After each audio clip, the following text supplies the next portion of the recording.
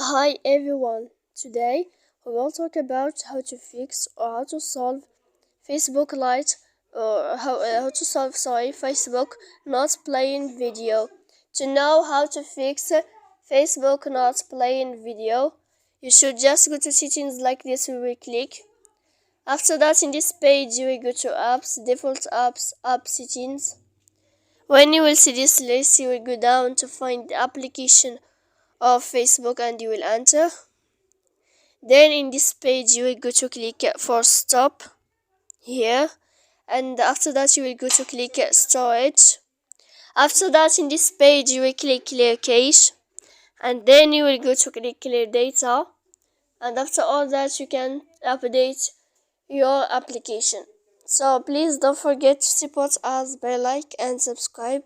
See you next time in another video.